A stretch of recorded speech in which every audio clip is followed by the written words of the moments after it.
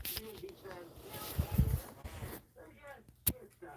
And there was Jason, leaning up on the mountainside. He was, well, he was standing in his little oh, hello, Jenny. And there they were. Very good looking people. Yeah. I spent a lot of time with the good book when I was in the Marines.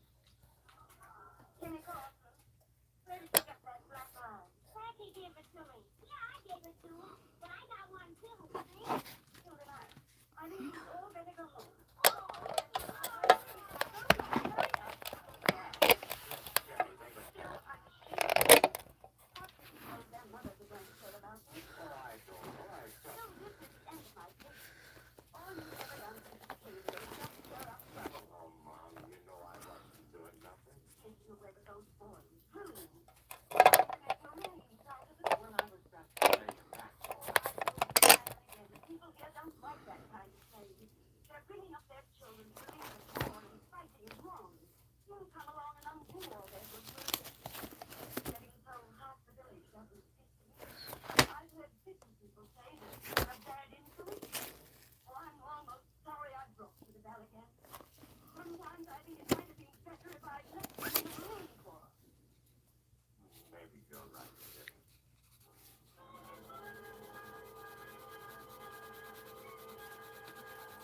Hey, Frankie, the fishing fleet man! The fishing fleet! The fishing fleet! Hiya, Mr. Casper. Oh, good morning, Mr. Daly. Pretty busy here today, huh? Like Saturday night in a small town. Yes, there's always a stir when the fishing boats come in. You know, people look forward to it. The fishermen spend a couple of days amusing themselves like children. Then they go back to sea again for weeks at a time. Yeah? Well, they don't look like children to me, Mr. Casper. They're all chaps, aren't they? Yes, I've known them for years. Peace-loving, peace-abiding men with hearts of gold. And they've been very good to me. Yes, I can tell that. You do business with them, Mr. Casper? They bring me merchandise from Japan. They have a great sense of loyalty to their friends. Me, I don't like Japs, boss. That's all right, Frankie. I ain't too fond of them myself. Please, all my life I tried to destroy such prejudices. We must extend the hand of peace and friendship to all men. Accept them as brothers. Don't expect me to have any brotherly love for those chaps. Every time I see one, I get goose pimples between my shoulder blades. Hey, them ships out there look pretty rich for any fisherman's blood that I've ever seen. Steel hulls, high compression diesels. Looks like something built for the Navy. Oh, well, the boats belong to a syndicate which employs fishermen. They must be staunchly built with great cruising range. Why, sometimes they're at sea for months at a time. Travel thousands of miles seeking the best fishing grounds. Fishing grounds, well, maybe you're right. Maybe.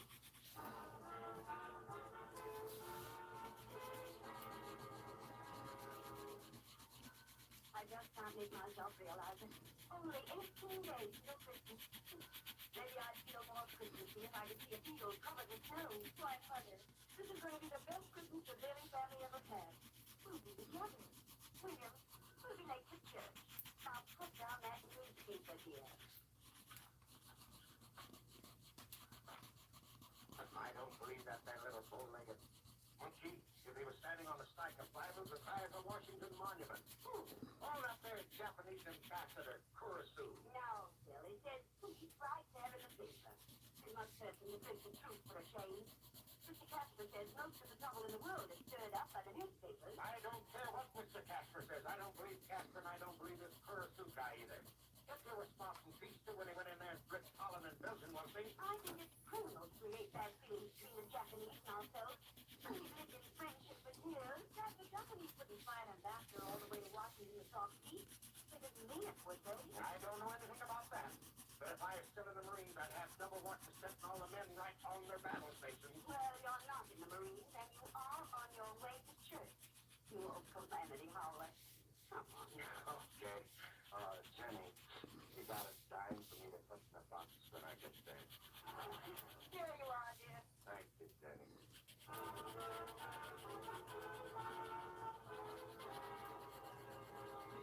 And now I'm free to say it has a particular significance to all of us who share in the common desire for peace and brotherhood.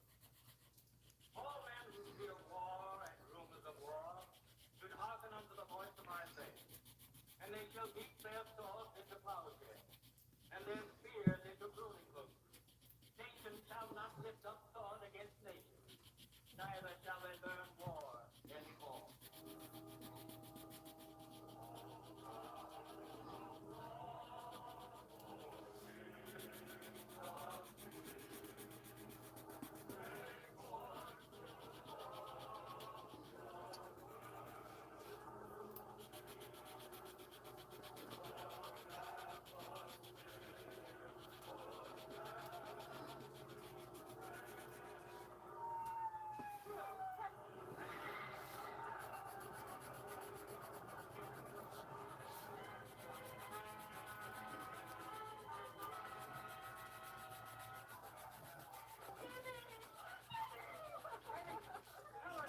Here, you all right? Yes, what was it? Something's wrong with you. Mama, Come on. don't worry about me. I can walk.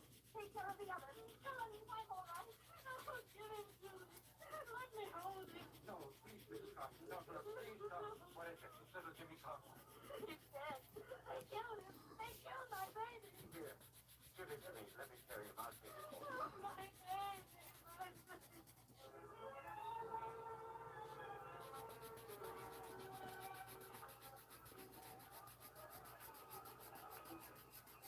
Still, the whole town is burning. Come here, Frankie. We're the church get the injured out. Wait, listen, folks. That's Mr. Casper. He's making a speech. Casper, where? Over here. All the people listening. Arms in your hands. Choose them. Praise the Americans who made your slaves into the sea. Hunt them down. Kill them. Sweetie, sweetie. Brothers, the Americans are your enemies. We cannot fail. Liberty is all. I promise you freedom. Haven't they always been your friends? Wait a minute. Wait a minute. You hear what he says? He's your friend? Well, he was this little boy's friend, too. This kid that I'm holding in my arms. Patted him on the head. Used to feed him candy. That's the same thing with his mother and father. He ate their bread and butter. This is what happened to his friend. The same thing will happen to you. He calls himself Henry Casper. Ask him what his real name is. I'm going to first turn confident into the army of that pillar. Your name is Rat. You came here with a flag of the United States wrapped around you, protected by the laws and the rights of the Americans. All the time you were just a dirty, crawling, filthy, billed rat, wheeling about peace, brotherhood of man. Listen, folks, you said you're not American. I say that you are. You might not have been born in Peoria, Illinois, but you're just as good Americans as anybody that was. You say want to be listening to him? The farmers will come again and separate and fruit. They're on the way. Sure, but this time we're ready for them. Blackie, here, you take this boy home. I'm going to beat up on that dirty Nazi here. Why, you? Let me go. Let's go. Oh, you're a Nazi maker, are you? Well, I'm a United States Martian maker. Hey, folks, you heard what he says. The chaps are on the way. Well, you know what that means. None of you people wanted the war, but you're getting it just the same. War's like a sickness. Nobody wants it. But millions of people get it. When you get sick, you send for a doctor. When you get a war, you get a soldier. That's me. I'm giving orders from here on. Get all these women and children out of here. Get them across that American bridge on the highway. They've got to evacuate them before the Japs get here. All right. Hurry up. Get going. Does that one play Blu-rays too? Or is it just... Yeah, it plays Blu-rays, I think. You can check. Check and see, make sure. It's a Blu-ray player, isn't it? I think it is, yeah. Get a little bit more in here. Should I put some more in it? Yeah.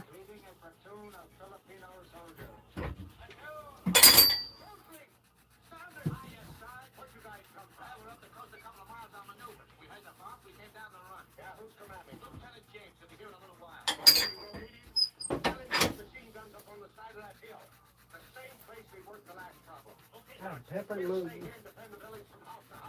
Check and see if it does. I'm sure it does. I'll take it from you. Okay, I think it does. Yeah, we got Joseph. He can send. All right, you pick up 4 men and take over that station down the street. Tell headquarters what has happened here and tell them we need help. Right. The chaps get across that Flanagan Bridge, they'll overrun the country in a couple of hours. I don't know where I got that one at. And send a demolition squad. They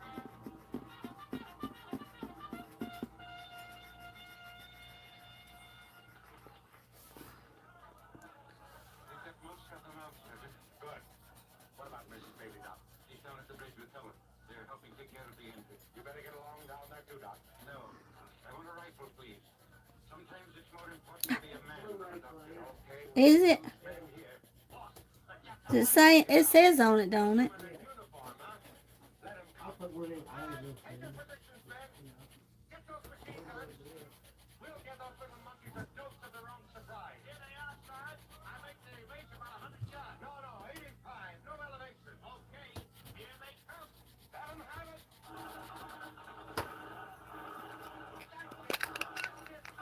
Look at them little monkeys go down. Hey, you all right, Sarge? 85 on the nose. y'all got something he wants to do, is he? That's the truth. Keep it going, you men. Hey, Sarge. What's that, you man? They got tanks. Tanks. Buddy's the same way, Betty said. They've got those guns right on us. Tell her to fall back and regroup with Lieutenant James' position up on the hill. Fall back, guys. Follow me.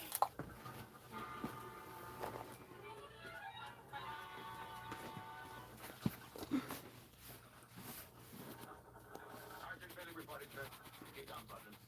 I'm Lieutenant James. Yes, sir. The women and children got over the bridge, all right, thanks to you. Me, sir? They told me you had this evacuation plan 2 months ago. Oh, I just figured we'd spend time to save, that's all. What are your orders, sir? I think you know this position better than I do. You're on the show, Sergeant. Yes, sir. Thank you, sir. The way I see it, those chaps are in a hurry to get across that Flanagan Bridge. They'll come up right here, right up the hill. It's the shortest route. We stay here? Yes, sir. I figure the colonel will have that demolition squad here pretty soon. Then we can fall back across the bridge just before they blow it up. Good, we'll stay. Here they come again.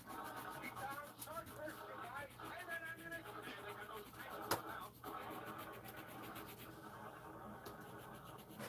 Sanders! Blu-ray player.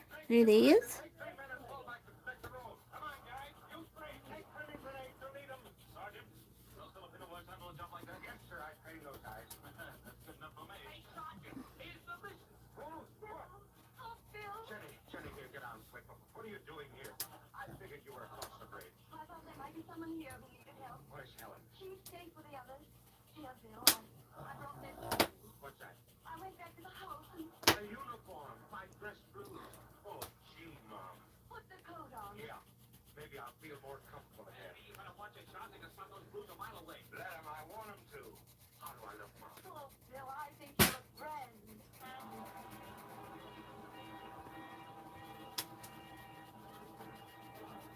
Yeah, that'll hold for a while. Hey, pull it back. The ordeal planted, Sergeant. They tossed everything they had at it. All their riches. Yes, sir. How you doing, Jenny? Fine. But I could use some more bandages. Now, look, Mom. You've done enough here. I'll send a couple of boys with you. You try and make the bridge, huh? They're still wounded, Bill. Yes, but... As long as they're wounded, they need someone to take care of them. Bill, you can't think for any men. I'm staying, Bill. But look... Hey, right up the signal coming from the bridge. Yeah, what's he saying? Yeah. Got the demolition charges. Yeah, Any that's orders? me. Wait a second. Paparia. Yeah, that's a good trick if we can do it. Okay, Mom, here we go. We're getting out of here. What about the wounded? We'll have to carry him. Up you go, boys. Keep down, keep down. Sergeant, they come back on us. They surround us. Well, I guess we're staying. Can I eat a couple of these with my omelet? What is it? Yeah, go ahead if you want to. You can just microwave it. Yeah, a minute 30 seconds for how many? Well, you need. There's 3 in the pack. This invitation due to a previous engagement. 1 or 3, but you heat it up.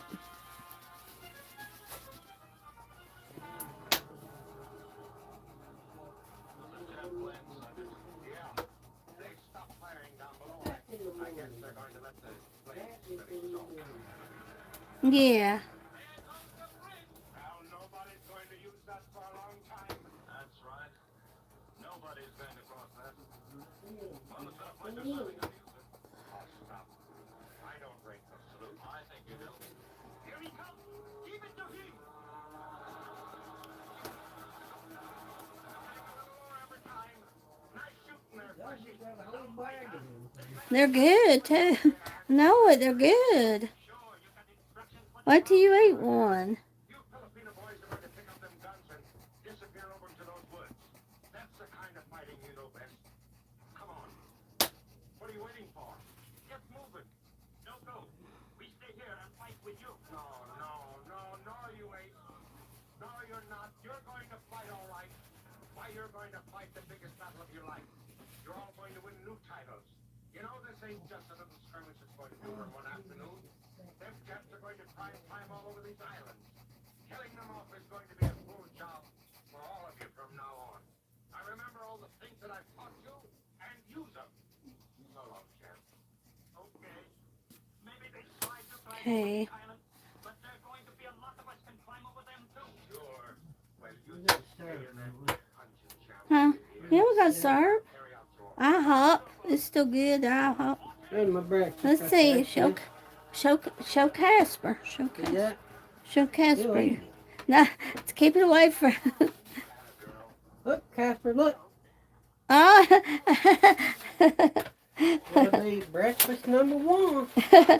Casper. I didn't realize all those 30 years Look at Pepper. Goodness. they were leading up to just this one moment. I'm proud of you, Bill, Oh, Mom.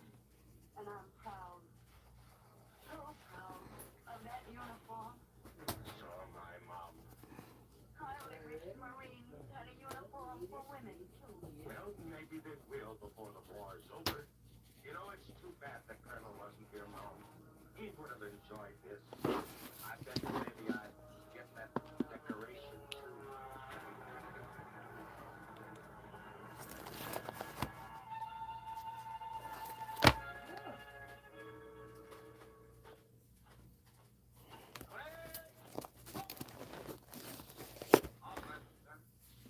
In the absence of Sergeant Major William Bailey killed in action, it is my privilege to present this highest of all decorations for valor to his next of kin, Sergeant Helen Bailey, United States Marine Corps, Women's Reserve.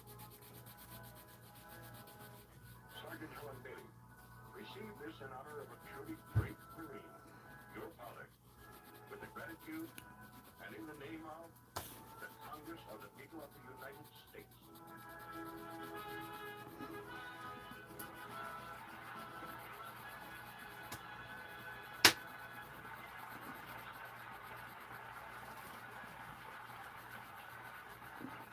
We won't worry about the future of radio drama as long as we can get troopers like Wallace Beery and Pebeta. Thank you, CP. I'm always happy to get back here. No, say, Wallace's career has changed rather drastically since the First World War, which was the last time I had him in a picture. They had him dead. Yeah, pretty heavy right now, too.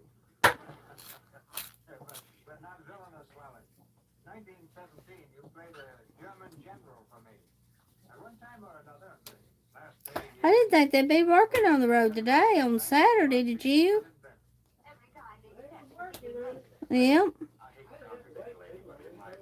You didn't. 10 minutes? 5 minutes? That performance alone set pictures back 20 years. 1911 was a long time ago, Wally. Even before women had Lux soap for a complexion cure. That's something I wouldn't want to give up. I've used it for years. Many million others say Let's make color. I wonder if you'll tell I'm live. I'm not going to rub my pen. Well, we played Let's look and see if you know. I'm not on that. entertainment. Really? How's it look? That's how it does. How's the skin look? I hadn't even seen a woman in weeks. Looks good. I've been in the theater since I was Sure 4 it years old. does. And this is the greatest thrill that's ever been to me. We're leaving for another tour, too. That's what you say. Mr. Chesapeake and Mel say it's a nice deal from Hollywood.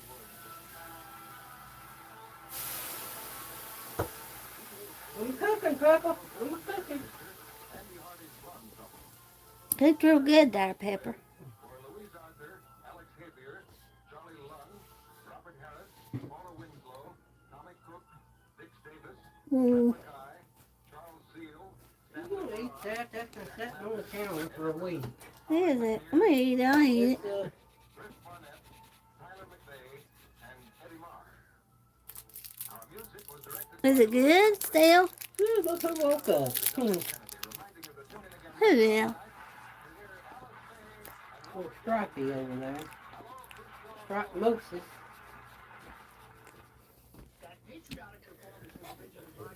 Uh-oh. Sorry. I'm gonna pat it. I'm gonna pat it. I'll try. I screwed it up. If you did, I'm gonna whip you. Let me get out of here. Not something else over. It's because I ain't got no book on it. It's because I ain't got no book on the stand down, Dwayne. Oh, goodness. We presented salute to the Marines to mark the 250th birthday of the U.S. Marine Corps. Formed by the Second Continental Congress on November 10th of 1775, in the early days of the Revolutionary War. I'm Greg Bowman, continue on Sirius XM Radio Classics, Terry Nile, and in the Adventures of the Falcon. We'll be right back. Keep our Radio Andy, baby. Hey, it's Andy Cohen. Don't miss Radio Andy's BravoCon coverage live with a full-on Bravo blowout with Jeff Lewis, Reality Check, Julia Cunningham, and the Smith Sisters, all broadcasting straight from the Strip.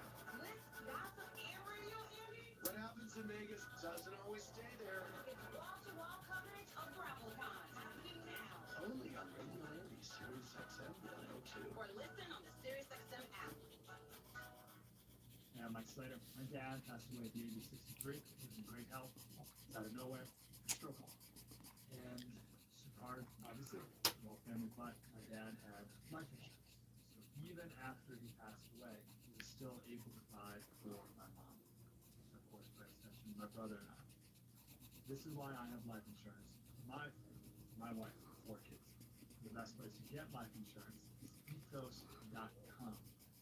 Because you can do it in 10 minutes. There's no medical exam and no blood tests. Just a few health questions. 10 minutes. We covered your family. It's covered. You get $2 million of coverage for $2 a day. That's a 10-year term life policy for a 35-year-old healthy non-smoking gal. We don't like to talk about death in our culture, but everyone's going to die. You're going to die. Get life insurance in 10 minutes so your family is protected. Ethos. ETHOS. Ethos.com/free. Rates may vary. Go monthly. Ethos.com/free. Attention taxpayers. If you or your business owe the IRS back taxes or have years of unfiled tax returns, the IRS has greenlighted billions of dollars in tax relief to those facing financial hardship through its tax relief initiatives. If you have a delinquent tax problem and possibly facing wage garnishment, liens, levies, audits, or already in a payment plan, you may now qualify for significant relief. Qualifying and enrolling in this program could stop all collections, settle your tax problem, and may even reduce what you owe by up to 99%. Call the hotline at TaxPro USA to see if you qualify by dialing 800-480-9555. If you or your business owe at least $10,000 in back taxes to the IRS or state, you can now get the help that you need during these hard economic times. Call TaxPro USA to get your free tax assessment to see what you qualify for by dialing 800-480-9555. 800-480-9555. That's 800-480-9555. Constipation can be a problem for anyone, even doctors. And when constipation occurs, it's interesting to see just what doctors consider important about a laxative they might use or recommend. Well, a majority of the doctors we heard from had this to say. A laxative should be effective, gentle, as close to natural acting as possible, and a medicine that can be used with complete confidence. Now, X-Lax has been popular with many doctors and millions of people over the years because chocolated X-Lax is effective. Overnight, it helps you toward your normal regularity. X-Lax is gentle. Next morning, it gives you the closest thing to natural action. And that's why many doctors and millions of people use X-Lax with complete confidence. X-Lax, the laxative that helps you toward your normal regularity gently, overnight. Is X-Lax in your medicine Sirius XM Radio Classics, where during this year's Halloween week, I was once again joined by Larry Albert. He's the second after the voice of the detective character, Harry Niles. He took over that much newer series in 2004, following the passing of Bill Harper. Right now, we have an episode starring the original lead. It's from October 4th of 1998. The Adventures of Harry Niles.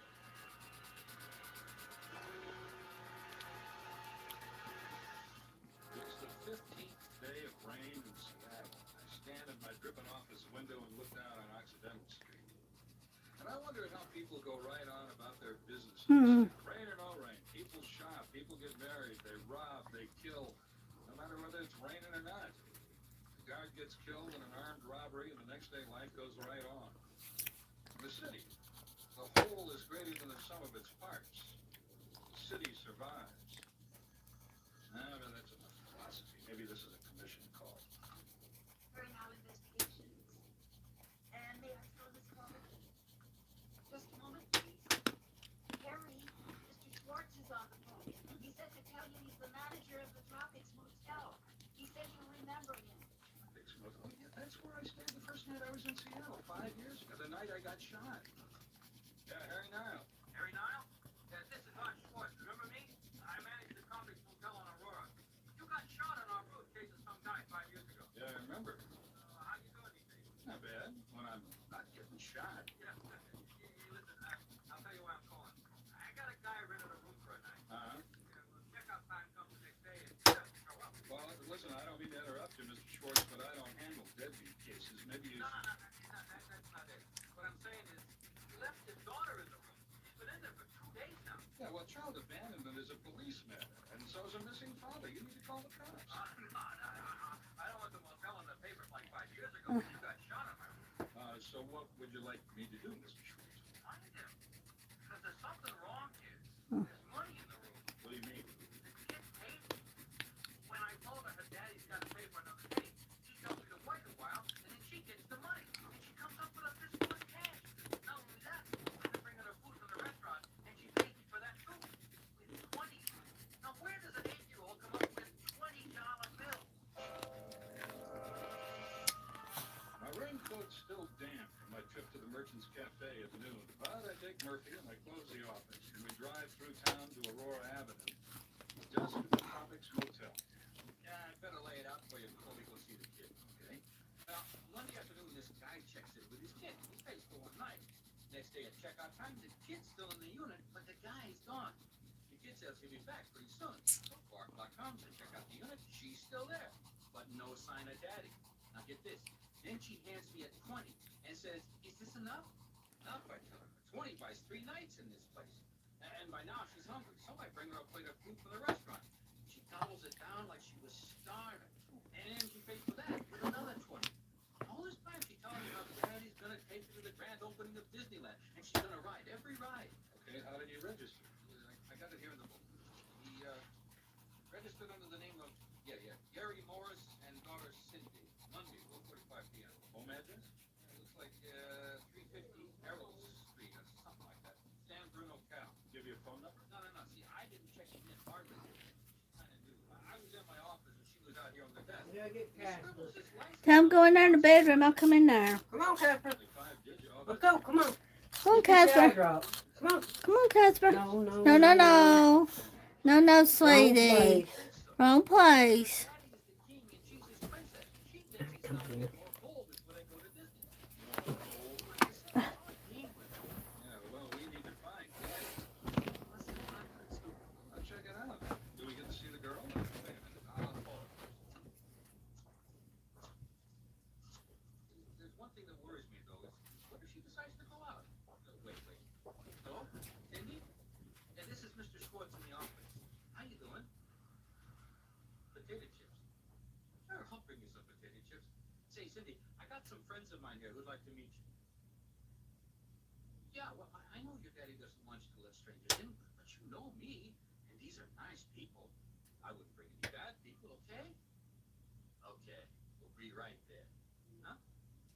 Oh, yeah, with potato chips. Yeah, she says it's okay. Come on.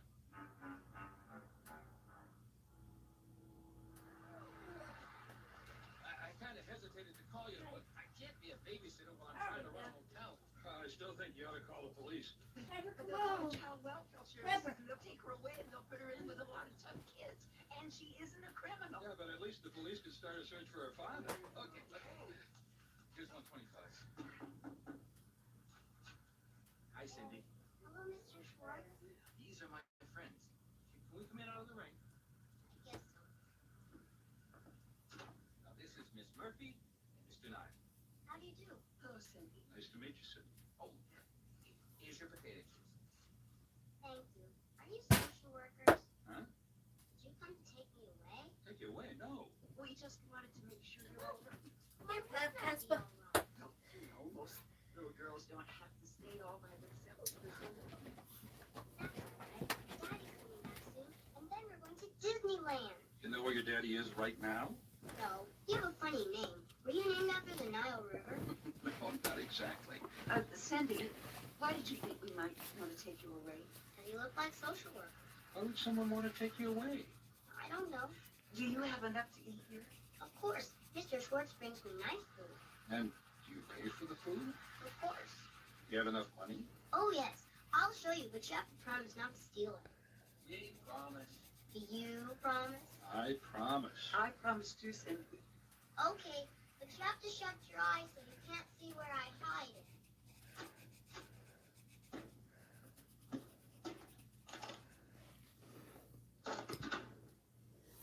All right, open your eyes. Where did you get this, honey? It belongs to Daddy. He's very rich. Cindy, why did your daddy leave you here alone? Do you know where he is right now? On business? What is your daddy's business? He told me that it's too complicated. But when he's all done, Daddy's taking me to Disneyland. Have you heard about Disneyland? It just opened. It's in California. What about your mother? Is she going with you? No, you have to go away now. It's time for my nap. Daddy wants me taken out every afternoon. Oh, yeah, sure, okay. We'll be running along then. It was awfully nice to meet you, Cindy.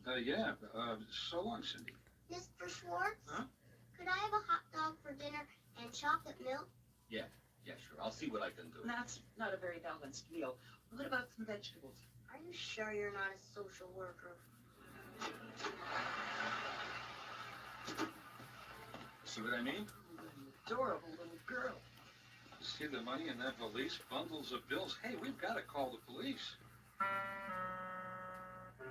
But Schwartz and Murphy both vote me down. Schwartz is afraid of publicity. Murphy doesn't want the kid to be held in juvenile hall with a bunch of ruffians. Okay, Mr. Schwartz, give me a description of her father. I never saw him, remember? Barbara was on the desk when he checked in. All right, get me Barbara. All right, I'll call her up. Murphy, what's your slant on the little girl? Well, she loves and trusts her daddy. Uh-huh. And she looks well cared for, so I don't think she's been neglected. Yeah, she didn't exactly look like an orphan. And I think she's been left alone before now. But she knew about social workers. She may have been in juvenile facility at one time. Yeah, good point. And I don't think her father's just abandoned her, Harry. With a satchel full of greenbacks. Something must have happened to him. How do we find out? Well, I'll have you call all the hospitals. I'll check with the police and the state patrol. And what about her mother? She didn't want to talk about her at all. Yeah, I noticed. Okay, I got Barbara on the phone. Barbara, I'm going to put Mr. Harry Nile on the line. He's a private detective, and I want you to tell him all you can about the guy who checked in Monday with his little girl. All right, here you go, Harry. Hello, Barbara. Hello. Can you describe the man? Well, he was medium height, maybe 5'10" or so. He had black hair. He was really nice looking. How old? I don't know, about 30, maybe 32 or 3. Nice eyes. Anything special about the way he talked? No, he had a nice voice. Do you remember what he was wearing? Oh, he had on a sports jacket, I think, and a white shirt with no tie. Is he in trouble? Well, I hope not. Well, he seemed really nice. But when he came back to the office to get a map, he insisted on paying for it. But they're free. We give them away to our guests. He came back to the office after checking in. About half hour later, he asked me for a map of Seattle, and I gave him one, and he gave me $1 for it. Well, I put it in the till, of course. Well, did he say anything about where he wanted to go? He just said he was up from California, and he wanted to do some sightseeing. So I told him about the Arboretum and the Smith Tower, and, stuff like that. Well, did he mention anything about how long he was going to stay, or why he was here, anything like that? I don't think so. He was just like average tourist. But did he mention anything else? Anything at all? God, I'm trying to remember. No, I don't think so. Well, if you should remember any more about it, let your boss know right away, will you? I will. Okay, thanks. Oh, Mr. Niles? Remember something else? Well, I don't know how important it would be, but, the little girl had this enormous stuffed panda in her arms when they checked in. Uh-huh. And when he came back for the map, her father was carrying it. He was carrying the panda? Yeah. And the little girl wasn't with him at the time? No. Did you watch where he went when he left the office? I mean, did he go back to his room? No, he went out to the parking lot and drove away. With the panda? That's right. And he wasn't wearing a raincoat? No, he was still dressed like he was when he checked in. Sport jacket and open neck shirt. Barbara, you wouldn't by any chance remember what kind of car he was driving? Well, I did sort of watch him. As I said, he was really good looking. The car, Barbara. Oh yeah. Well, it was a blue sedan. A new Ford, I think. I'm pretty sure it was a '55 Ford. Well, listen, you've been a big help. Thanks a whole lot, Barbara. Well, that Barbara's a gem. What about a panda? Mr. Schwartz. Hey, call me Art. Okay, well, Art, I've got to talk to Cindy some more. Can you get her to let me back in, you think? Oh, yeah, sure. And maybe you could bring her dinner. So Art calls the restaurant. They fix up a plate of hot dogs and a glass of chocolate milk, and then he calls Cindy's room and tells her that Mr. Nile will be bringing her dinner. Why didn't Mr. Schwartz come? Oh, he was busy in the office. Oh. You know, I don't see any toys for you to play with here. Don't you have any toys? You must not have any children, Mr. Nile. I'm too old to play with toys. Oh, yeah, sure. Well, not even a big panda bear? Pandas aren't bears. They're lazy raccoons. I didn't know that. Well, didn't your daddy give you a panda? That's not mine. He bought it for a friend of his. Ah, I see. Well, now, where is it? He took it to his friend. Did he mention where his friend is? No. Huh. Say, I guess you're going down to Disneyland, huh? Uh-huh. You live anywhere near Disneyland? No, we live in Denver. You do? You don't live in California in San Bruno? San Bruno? Where's that? Oh, well, I guess I was wrong. Well, so you came here to Seattle from Denver. Did you fly? Did you take the train? What? No, we came in Daddy's car. He has lots of cars. He's really rich. He has lots of cars? He gets new ones all the time. Oh, is he a car dealer? Does he sell cars? No, he just buys different ones. Huh, I see. Well, when did he get the blue car? I don't know. Can I eat my hot dog now?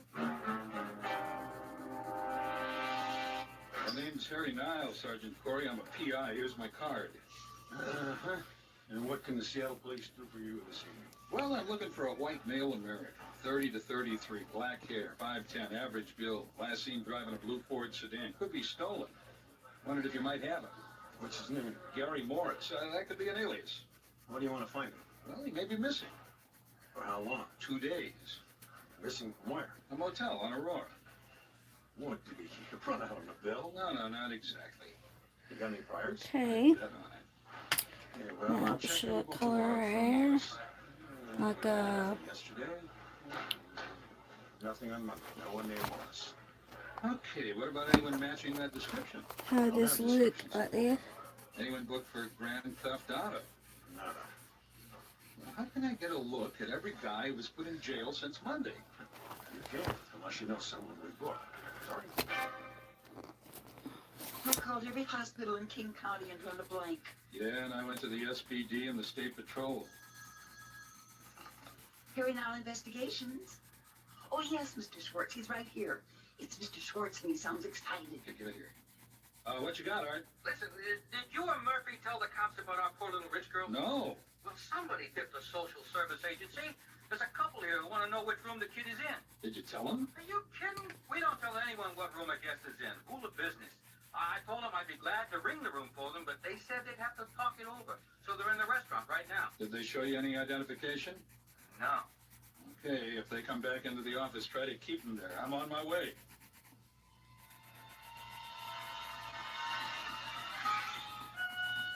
The Alaskan Way Viaduct slices across the foot of Seattle just above the waterfront and then dives into the Battery Street Tunnel and pours traffic out onto Aurora Avenue. In 15 minutes, I pull into the parking lot of Tropics Motel. The motel office has full-length windows. I can see Schwartz talking to a man and a woman at the desk. They're dressed like professionals. Each one carries a briefcase. These are the social workers. I'm hoping Art won't give it away that he knows me. Sir, our only concern is the welfare of the child. Hey, I understand. But you saw me ring the room and there's no answer. If you'll just let us in so we can observe the conditions she's living in, that'll be all we need to do. I'm sorry. It's against regulations. Unless you're the police, I can't let you into an occupied room. Wait a minute, maybe you better take care of this gentleman. No, that's all right. I'm not in a hurry. Look, why don't you folks wait in the restaurant? Maybe I can work something out. We were just in the restaurant. Come on. We'll be in the restaurant. So that's them? Yeah.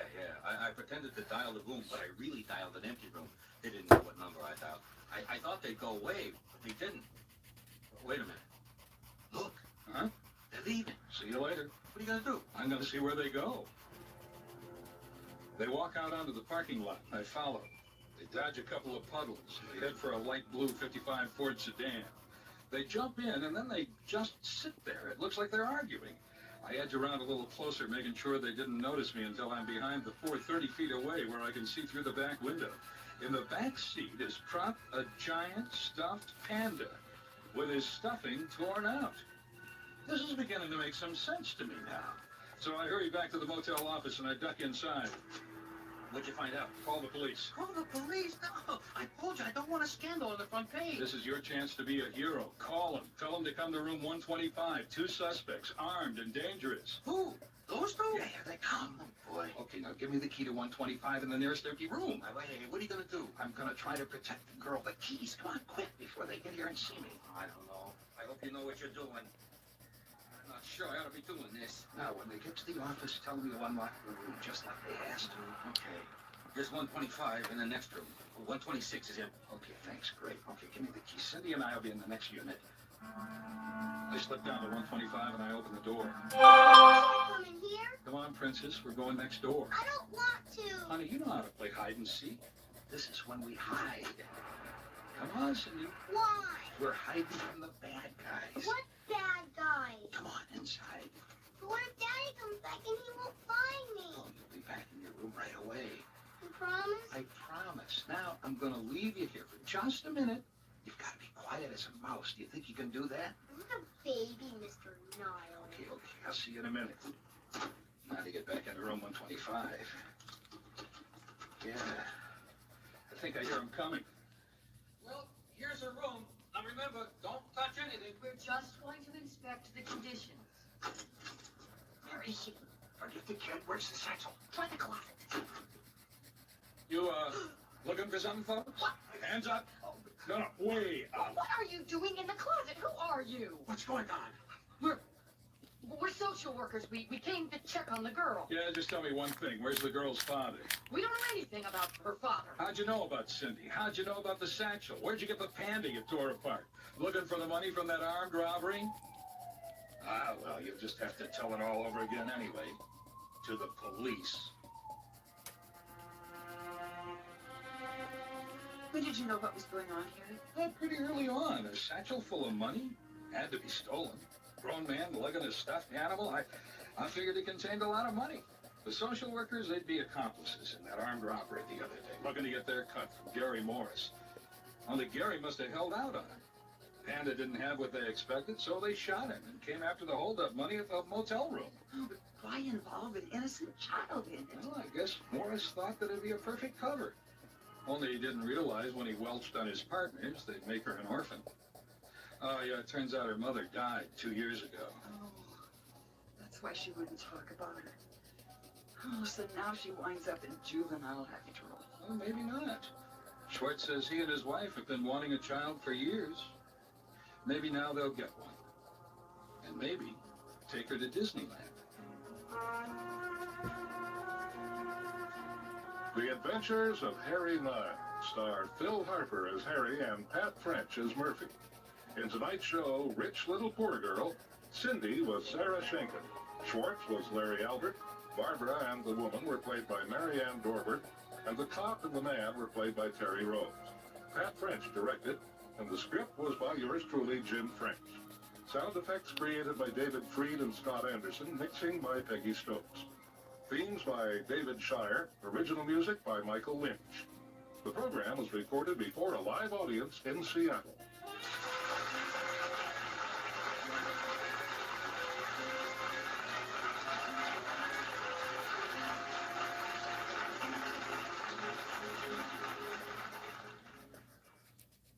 For information on this and other Jim French productions, go to harrynile.com.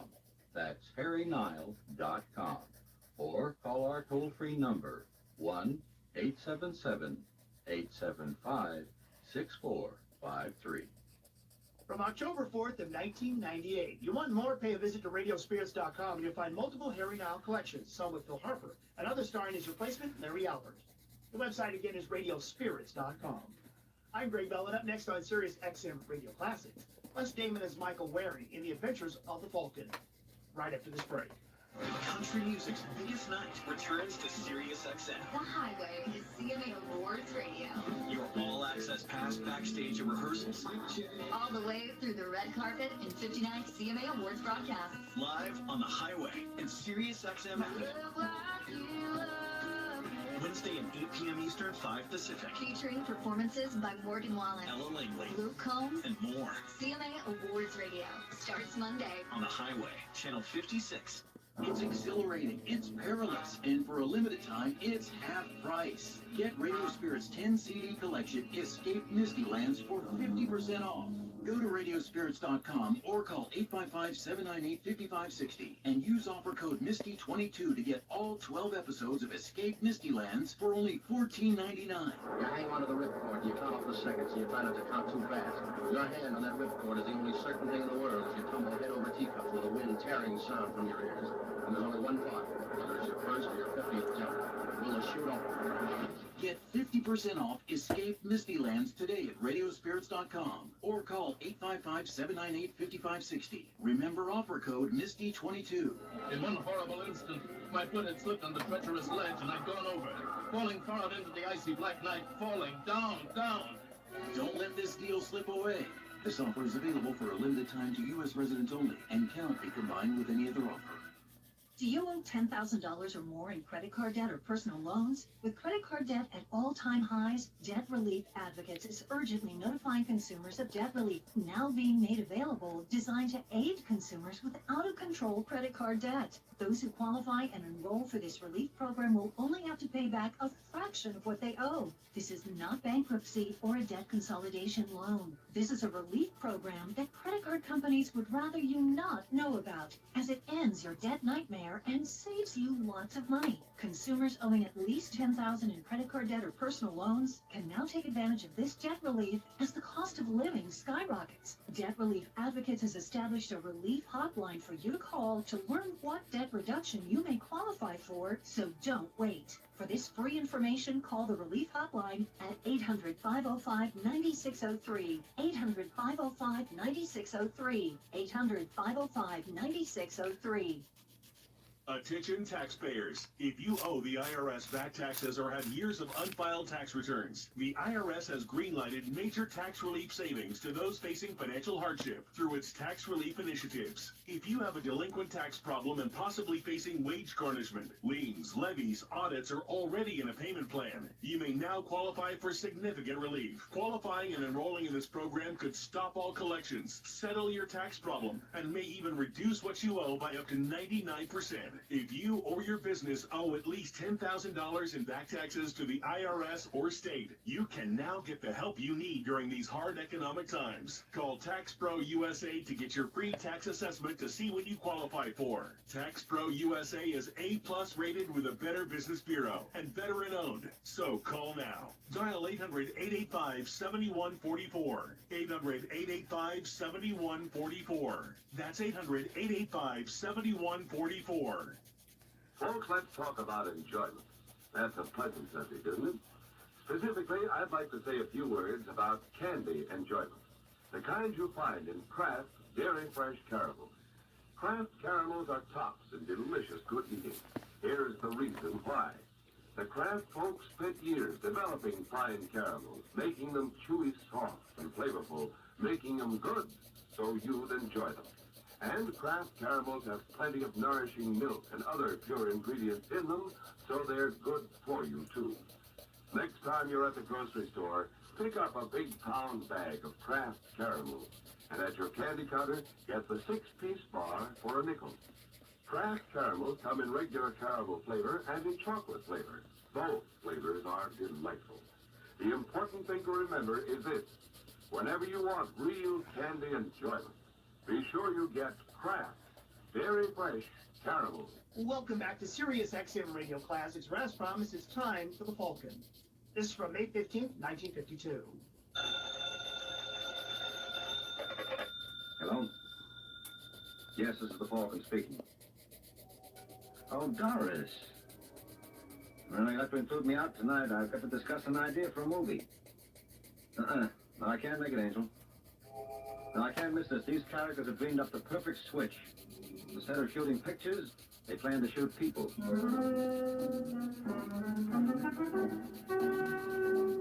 Once again, the adventures of the Falcon, dedicated to private investigators everywhere.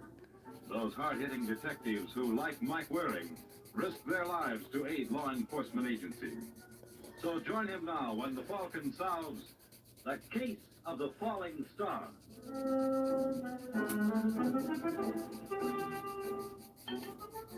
It's Sunday afternoon in New York, and in his hotel suite, Ken Marlowe, who smashed his way to movie stardom by portraying a two-fisted drinking man, is giving a sample of the performance that made him famous. Good. Only this time, Ken isn't acting. I'll fix some more. When I get through those crumbs, they'll know better than the horse. Yeah? Well, it's about time, fella. That's what I thought, too. Huh? How are you, Ken? Oh, Jackie Howard. I'm sorry, I was expecting somebody else. I'll bet she's a lot prettier. Nothing like that. I'm here with a wife. Funny thing, I didn't even know you were in town. I thought I left you on the West Coast. Well, haven't you heard? Trailways runs all over the country. All you gotta do is buy a ticket. Look, Jackie, I know what you want. I intended to clean up that 15 grand I owe you before I left. It's 19. Well, 15, 19, what's the difference? I'm good for it. Are you? Someone told me you washed up at National Pictures. They're crazy. I'm in like Flynn. I'm glad to hear it. Of course, if they don't pick up your option, you'll see my position. As I said, you're in today for 19 grand. And as I said, I'm good for it. I can write my own ticket at any studio. Who's the number one Hey, box Pepper. on 49? You? Well, they are. No. There you were. That was 49, Ken. 3 years is like 300 in Hollywood. Look, I tell you got nothing to worry about. National will pick up my option on the 23rd. And when can I expect you to pick up these IOUs?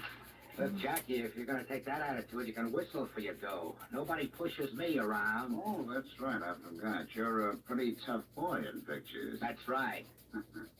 Well, luckily, I never go to the movies. The idea. Let's understand each other, Ken. You owe me 19 grand. I expect to have it on the 23rd. If I don't, you'll Hello, be... darling, I'm back. Can't you say I'm busy, Laura? Sorry. Oh, there's no need to apologize, Mrs. Marlowe. I'm Jackie Howard. How do you do? I've heard so much about you. I wish I could say it wasn't true. Well, I'm sure I'm in the way, so if you'll excuse Oh, me. no, don't bother. I was just leaving. Well, what do you say, Ken? Shall we make it for a week from Friday? I'll do my best. That's all I ask. Well, this has been a real pleasure, Mrs. Marlowe. Maybe we'll meet again. I hope so. Dirty bum. What was he doing here? None of your business. Darling, I don't want to make a noise like a wife, but if you owe Jackie Howard I said money... it's none of your business. Don't you understand? I'm only thinking of you. If you're in a jam, I Stop want... nagging. But all I want to All do you is want to be do able- is drive me crazy. There's my coat. I'm going to find a place where a man can have a drink in peace.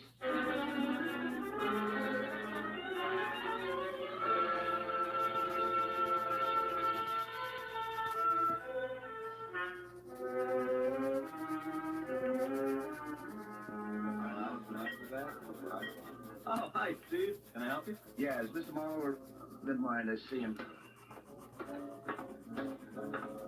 Hello, Ken. I've been looking for you. How do you want, Steve? Just saw Laura. You're really living your part, aren't you, boy? What? The two-fisted He-Man. That's a beautiful shiner she's sporting. Somebody asked you? No, but I'd hate to see you louse her up. She's one in a million. Look how she stuck by you when you got in that mess out in Beverly Hills. Why don't you mind your own business, Steve? I tried to. Well, you're not very good at it. I pay you $200 a week to take care of my publicity. I haven't seen my name in print for months. Sometimes a publicity man does a job by keeping his client's name out of the papers. What kind of a crack is that? Who squared that beat with that girl in Santa Monica and that little chicken Encino? Steve, if you don't like it, you know what you can do. You know, I was just thinking, if National doesn't pick up your option, you're going to be in trouble. Who says so? I could go to Metro or Fox. Well, I got a scoop for you, boy. They wouldn't let you through the main gate. Your only chance is National. Now, you got to behave yourself until they make up their minds. What kind of a jam did you get yourself into with Jackie Howard? Oh, so Laura's been blabbing. She hasn't been doing anything of the kind. I saw Jackie in the lobby. I put two and two together. Well, if you'd stop adding and pay more attention to business, we'd all be better off. Why don't you get me some publicity? Okay. Maybe you could stop a runaway horse. Don't be funny. I was just pointing out that putting 3 quarts of booze away isn't considered front-page stuff anymore. You see, editors are funny. They Wait a minute. I got an idea. Suppose my life was threatened. Oh, forget it. Why? It sounds pretty good to me. Now, if we went to the cops... In case you haven't heard, Ken, horsing around with the law is a pretty serious matter. Okay. Is it Mike Waring, a buddy of yours? Who? That private dick they call a Falcon. What about him? Think he'd play ball? No. No, Mike wouldn't touch anything that's phony. Why would he have to know? Suppose we cooked up some anonymous phone call. It's out. Why? Because I thought of it? Ken, don't be ridiculous. Well, we're going to handle it my way. We'll hire the Falcon to be my bodyguard. Then you leak it to the papers. It'll be worth a couple of columns. I don't like it, Ken. I don't like paying your salary while I dream up the ideas. Now go call Waring. Set up a date.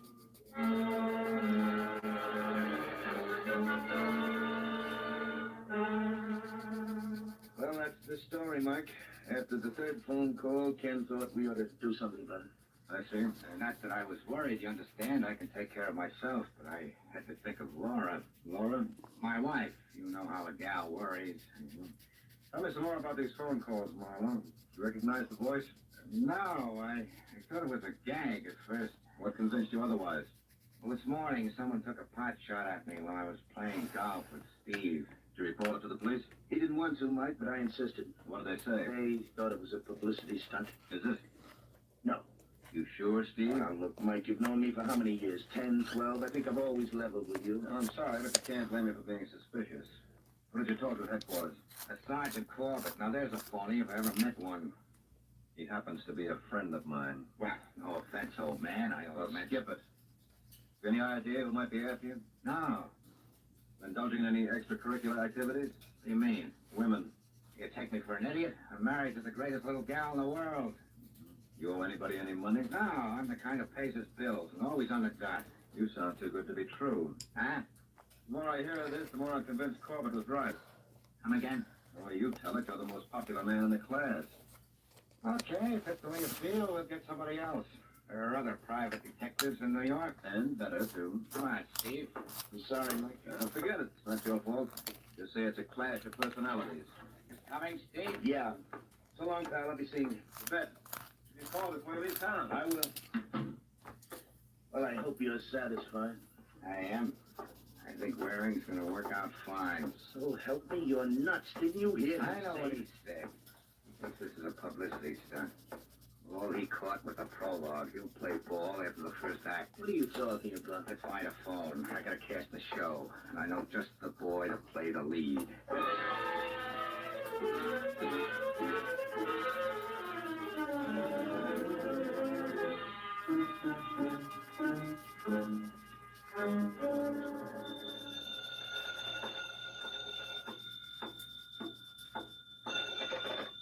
Yeah?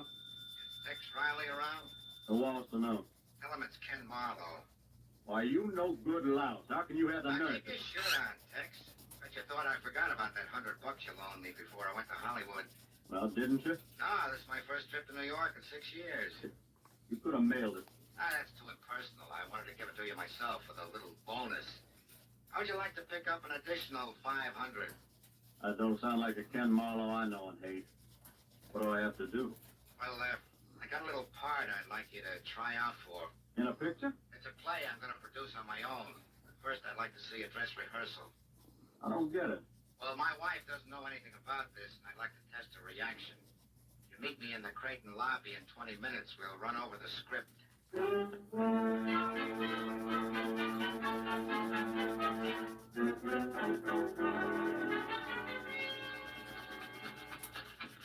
Laura, you better order some more ice. I'm running low. Oh, all right, Ken. While you're at it, get some juice. You expecting something? Well, Steve Nichols said he might drop around. Answer the door. Just a second. Well, hiya, sugar. I beg your pardon. I beg yours. Is Hollywood hot shot here? Who is it, Laura? What? Never mind, I'll announce myself. Hiya, Marlowe. Who the devil are you? Oh, just an autograph hound. Get out. Now, where'd I put my pencil? I had it right here. Hey, look at what I found. Ken. The idea of the gun. Well, you can't say you weren't warned, Marlowe.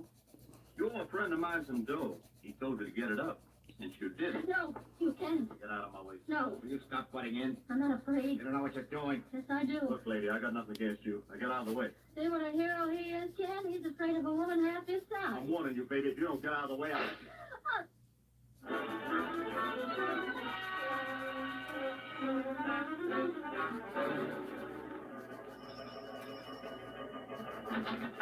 Well, that you, Haskell? Oh, it's me, Sergeant. Well, if it ain't that high-flying bird, the falcon. Welcome to our little nest. Who writes your material? Fella out in California. He works real cheap. He should. Was Ken Marlowe around to see you this morning? Yeah. I spotted it for a publicity stunt. That's what I thought at first, too, but I changed my mind. Someone tried to gun him an hour ago. Obviously, they didn't make it. How do you know? Oh, I already talked to you, Mr. Marlowe. Here's the jacket of the bullet we found in the room. What do you make of it? It's a blank. That's right, Mr. Waring. It's a blank.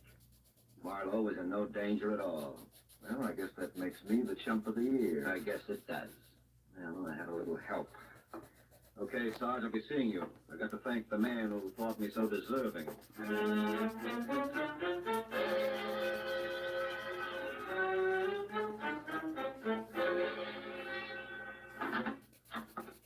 That you, Laura?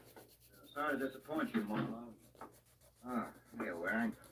Sit down. No, thanks. I just stopped by to congratulate you on a magnificent performance. What's eating you? It was a beautiful job of sucking me in. You hired whoever took that shot at you. You're nuts. What I can't figure out is how your wife got in the act. What happened? She had a little part for herself? Huh? I don't think she knew the bullet was a blank. You don't rate a gal like that. You got your nerve. Get out. Does that mean I'm fired? What do you think? Good. Because I hate to hit a client. Come on, Marlowe. We can't end the scene with you on the floor. Your public would never stand for it. Now get up and make like a hero.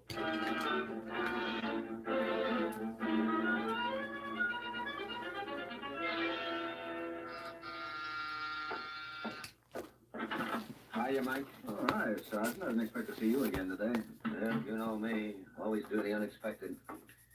Are you up to see Ken Marlowe? Yeah. What happened? Nothing worth talking about. Oh, you're too modest. All right, so I slapped him a couple of times. He had it coming. Maybe the slaps, but not the rest. What are you talking about? He's dead, Mike. He's what? He's out for all time. Are you wearing brass knucks? You're crazy. I wish I were. Better get your coat, fella. We got a long ride ahead.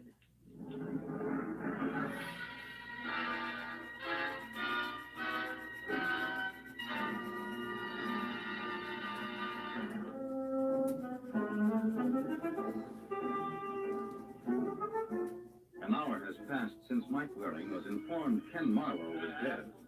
And now at the scene of the crime, Sergeant Corbett gives our hero some fatherly advice. Listen, Mike, I got it all figured out. I'm sure you'll be able to cop a plea. What are you babbling about? Well, it was self-defense, wasn't it? You didn't mean to kill him. And I didn't. When I left here, he was at the other end of the room with the back of his head caved in. Well, that's just it, Corbett. How did it get that way?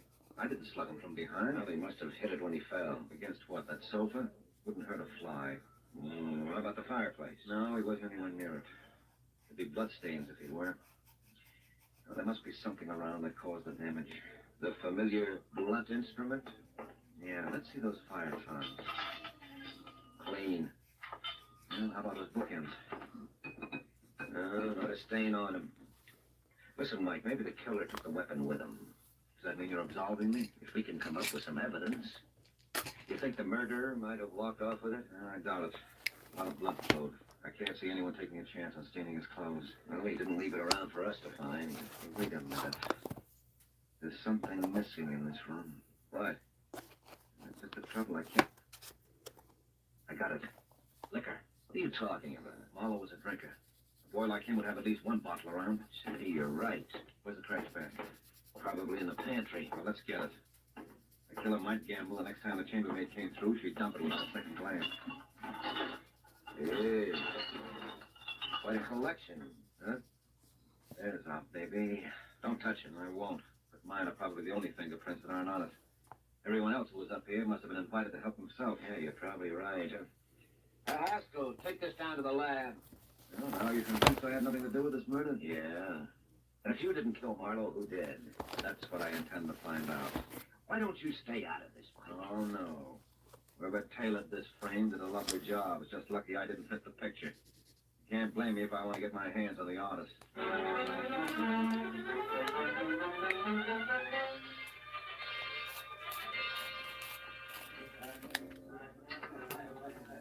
I tell you, Mike, I don't know anything about it. First I heard of it was when the cops phoned me they found Ken's body. Whose bright idea was this publicity stuff in the first place, Steve? Ken's. I didn't want any part of it. Then why did you bring him to me? I couldn't help myself, Mike. I was working for the man. Yeah, that's another thing I don't understand. How come you tied up with a heel like Marlowe? The dough was good. When did you last get it? Huh? According to what I hear now, he was strictly no pay. When did you get your last salary check? Come on, Steve. It'll be easy enough to find out. 3 months ago. Then why did you stick? He was on the skid. No, he wasn't. National had till Friday to pick up his option. You think they would have? There was no telling. It was an even money bet. Well, who had it in for him? Noah. Look, Steve, we're no longer playing games. He owed you dough, he must have owed others. Jackie Howard. Who's Jackie Howard? He owns a gambling joint off the strip. Ken was into him for around 20 grand. Is this Howard character in town? Yeah, staying at the Brighton. Okay, we got one suspect. Let's try for two. What about Mrs. Marlowe? Don't talk like a chump. She was in love with the guy. Well, he certainly didn't rate a wife like that. Nobody does. Oh, sounds like you go for her yourself. Oh, don't be silly. You know I'm married. I suppose you feel like a big brother to her. That's exactly how I feel. Know something, Steve? I believe you. Thanks. No, I mean it. I think Laura explains why you continued working for Marlowe. Maybe that's why you knocked yourself out suppressing those items that would have ruined him. You didn't want her hurt, right? Yeah. Why, Steve? It won't make any sense to you, Mike. Well, try me. First day I met her, she reminded me of Edith. Edith? My kid's sister. She was married to a boy like Ken. What happened to her? She's dead. Oh, sorry. Maybe she's better off. So you transferred your feelings to Laura? Anything wrong with that? No, I think it's very commendable. Still, I wonder how Laura feels about it. Huh? Yeah, why don't I find out? Look, Mike, you're not to bother her. She knows nothing about Ken's murder. Yeah, well, I've only got your word for it, Steve. Not that I don't believe you understand, but I'd like to check these things for myself. I'll be seeing you, fella.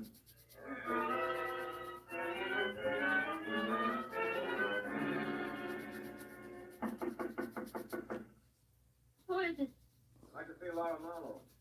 There's no one here by that name. I know there is. This is Mike Waring, Mrs. Marlowe. Please go away. I'd like to talk to you. Believe me, I wouldn't disturb you, but it's important. Come in. Thanks. How'd you know I was here? Sergeant Corbett told me. I just saw Steve Nichols. And Steve sent you here? No, as a matter of fact, he insisted I leave you alone. Well, why'd you come? Because I want to solve your husband's murder. Ken meant nothing to you. He was a client. He tricked you. I still took his money. Besides, whoever killed him involved me. I don't forget things like that. Now tell me, what sort of a man was your husband? You must have some idea. Yes, but I like the woman's viewpoint. It was wonderful. Oh, come now, Angel. You can't expect me to buy that. I heard. I don't care what you heard. Sure, he took a drink once in a while. Is there anything wrong with that? What about slapping you around? He never did. Now, you can't blame me for jumping to conclusions. Take a blind man not to notice those bruises on your face and arm. How did you get them? I fell. The question is, did Ken push you? How dare you? Now, look, Mrs. Marlowe, I don't mean to be obnoxious, but we've got a murder to solve.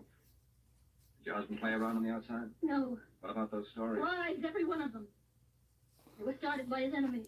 Oh, so he was just a misunderstood kid. No. I understood him, and that's all that counted. All right, Mrs. Marlowe. I think you're telling the truth. I'm overwhelmed. Well, you should be, because if Jackie Howard doesn't turn out to be a liar, I won't know what to do. Take care of yourself, Angel. I got to run along.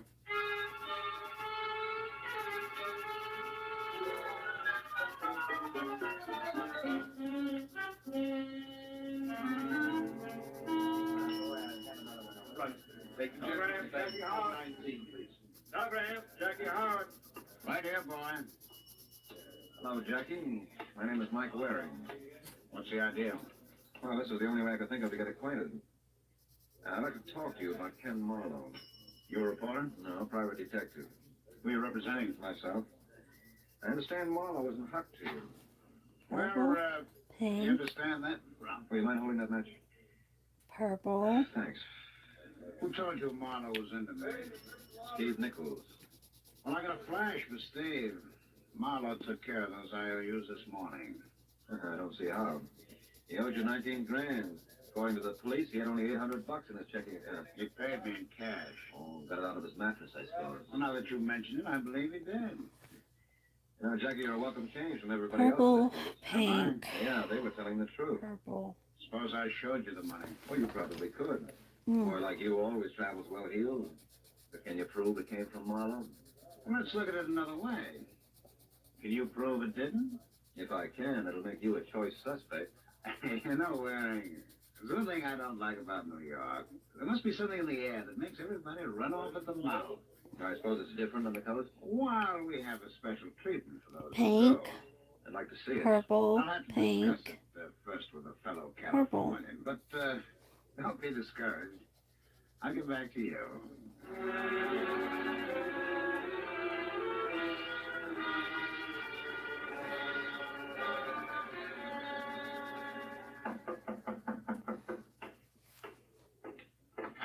Yes? Hello, Steve. Oh, hiya, Jackie. I thought by now you would be on your way back to the coast. You thought wrong. Say, you got yourself a nice little spot. Look, Jackie, I don't want to seem rude, but I was just on my way out. Oh, relax. I won't stay long. Too bad about Ken, isn't it? Yeah, What do you think killed him? I have no idea. Oh, you must have, Steve. You're a bright boy. No, I'm not. Well, maybe you're right. Now, I had you pegged as the kind who kept his nose clean. Don't I? Oh, Not my well, fault. Why don't you tell Mike Waring that Mom Okay. owed me money? Yes. so, You're the real helpful type, aren't you? I do my best. Sometimes it doesn't pay. People don't appreciate it.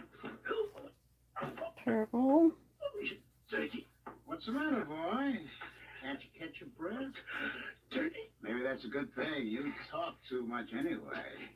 Little of Doc Howard's treatment may break the habit. Hold still, Steve. I'm afraid this is gonna hurt. Go on.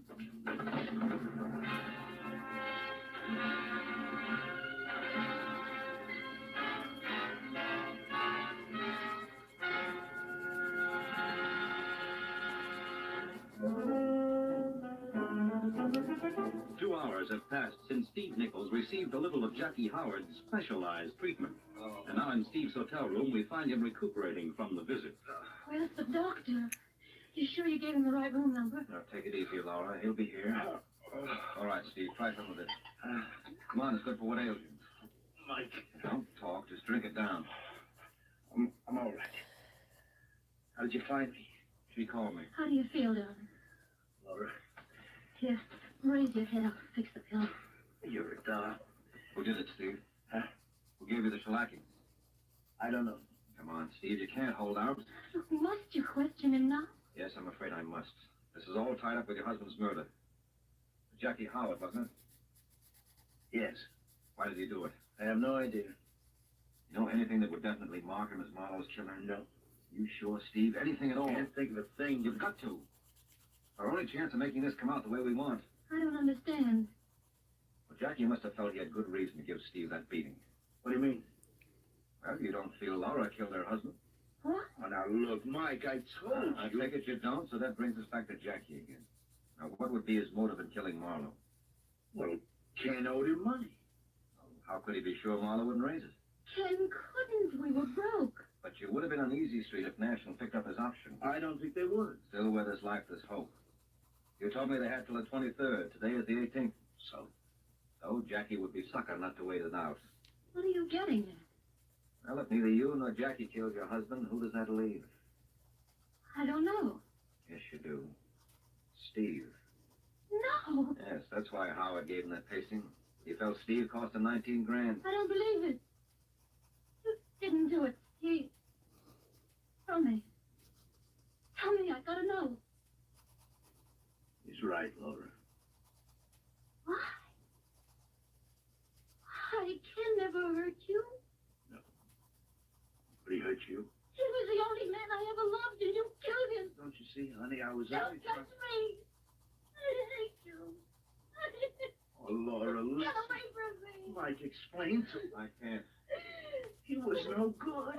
That she loved him. I'm sorry, Steve. I better call the police.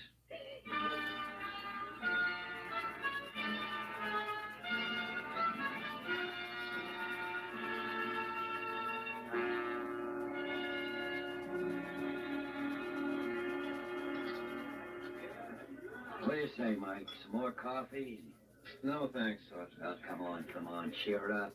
What are you dragging for? Well, you must have some idea. Steve Nichols was my friend. And he committed a murder. No, there's no question about that. Tell me something. Was he in love with Laura? If he was able to kid himself in oblivion was strictly platonic. He thought Marlowe was hard-timing her. Well, he was right. No, he wasn't. You mean there was nothing to those stories about Marlowe playing around? No, they were true enough. But they didn't mean a thing to Laura. He was in love with him, and that's all that counted. This goes to prove it's awful dangerous to play God. You never know what's best for other people.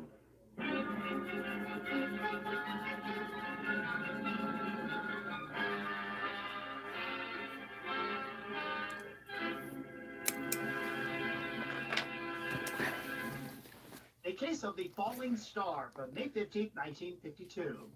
If you'd like to contact me or are seeking that weekly criminal schedule, pay a visit to my webpage. It's gregbellmedia.com. gregbellmedia.com. This is Radio Classic Sirius XM 148, and we'll be right back. When I first listened to this, I was 70 years old, and look what happened. Why, it's just a kid, Mr. Dillon. Yeah, it sure is. This stuff makes you feel younger. Sirius XM Radio Classics. Now, Radio Classics turns back the dial. Today is November 15th. American writer Franklin P. Adams was born on this day in 1881. His newspaper column, The Conning Tower, was a national favorite, and he was also a panelist on the radio quiz show, Information Please. Get 2 out of 3. If you want to rise to the top of the tree, Stick close to your desk and never go to sea. that's right. Very good, Mr. Adams. On November 15th, 1956, Elvis Presley made his big screen debut in the motion picture Love Me Tender. Let me tell you. Quit lying for me, Kathy. Say you ain't laid awake every night by my side thinking of it. Tell me how you can't say it because it's true. And today, in 1969, the second national moratorium against the Vietnam War was held in Washington, D.C. An estimated 500,000 protesters gathered, with smaller demonstrations held across the country. Every day, Radio Classics turns back the dial on Sirius XM, channel 148. Hey everyone, it's me, Megan Kelly. I've got some exciting news. I now have my very own channel on Sirius XM. It's called the Megan Kelly Channel, and it is where you will hear the truth, unfiltered, with no agenda and no apologies. Along with the Megan Kelly Show, you're going to hear from people like Mark Halperin, Wade Lauren, Maureen Callahan, Emily Jashinsky, Jesse Kelly, Real Clear Politics, and many more. It's bold, no BS news, only on the Megan Kelly Channel, Sirius XM 111, and on the Sirius XM app.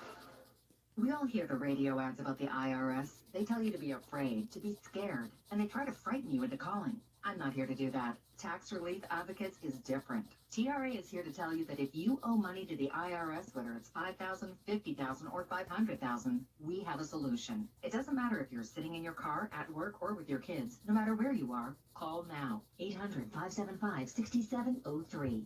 Don't lose hope. TRA can eliminate or reduce what you owe to the IRS. Generous programs are now available that can give you a fresh start. Our passion is taxes and helping individuals fix their IRS problems. We have over 1,000 5-star reviews on Google and an A+ with the Better Business Something Bureau. happened there You don't on need to be that. I'll afraid have of to the try to IRS any longer. End your figure tax it out what nightmares it today is. by visiting us online at TRA.com or call 800-575-6703. That's 800-575-6703. Tax Relief Advocates. Real solutions for real people. Is it just me, or has watching TV gotten way more complicated than it used to be? There are a million different services, lots of stuff you want to watch but can never find, and don't get me started on the bills. Well, thankfully there's Philo, a better way to TV. For as low as $33 a month, I get the channels I love. $33 a month BET, is what you... Food Network, you name it, plus everything that AMC Plus has to offer. And guess what? They better access the HBO Max Basic with ads free and Discovery Plus, so I can enjoy all the best TV with one subscription. The best part? There are no contracts, no surprise fees, and just one low price. And their DVR is awesome too. I can save everything I love on Philo for up to a year and skip the ads when I rewatch them. That's a total game changer. I signed up directly at philo.tv. That's philo.tv, so I can lock in the best price around. Philo's the easiest decision I've ever made. Now the hard one is trying to decide what to binge next. Not too bad, really. They probably added more to it. MusicRewind.com brings you Lots 100 more. hits of the Great Crooners, a 4-CD collection Pepper, what of are you sweet, doing smooth today? recordings sung by your favorite artists. Huh? Order 100 hits of the Great Crooners at MusicRewind.com or call 800-206-5002 today and save over 10% off the original price. Pay only $19.98 plus save on shipping. Just enter or mention promo code WOW22. That's 800-206-5002 or go to MusicRewind.com to get this special sale price of only $19.98 and reduced shipping. Remember promo code WOW22 to get this amazing deal. This offer is available for a limited time to U.S. residents only and cannot be combined with any other offer. Welcome back to SiriusXM Radio Classics. It's a birthday block for a longtime announcer and game show sidekick. George Fenneman was born November 10, 1919 in China to American parents who owned an import-export business. Primarily, they'll grow up in San Francisco. Over the next hour, he'll share announcing duties with Hal Gibney on Dragnet. Then later, Fenneman has heard on a couple comedy shows, Abbott and Costello and Martin and Lewis. After graduating from San Francisco State College, he took his first job as an announcer, working on a local radio station. During World War II, Fenneman was a broadcast correspondent for the U.S. Office of War Information. At the war's end, he settled in Los Angeles, and by far his most famous work came as an announcer and sidekick to Groucho Marx on both radio and television's You Bet Your Life. Well, when Jack Webb was casting Dragnet, he decided he liked the sound of alternating announcers, so he hired both Gibney and Fenneman. Here's a 2-week-long storyline from that police drama, known as The Big Mask, and co-starring Ben Alexander's Officer Frank Smith. It also features Rob Almost Mooney, finished Harry it. Bartell, and Jack Crucian. Most This on first half originally played chat. on the evening of December 28th, 1952. Dragnet. Uh-oh, I forgot to put my Ladies and gentlemen, green on that the story leaf. you're about to hear is true. The names have Go been back changed and... to protect the innocent. Which green was it? Was it this one? Oh, You're a detective sergeant. A series of holdups takes place in your city. The victims are managers of large markets. You've got a description of the suspect. Your job, get him.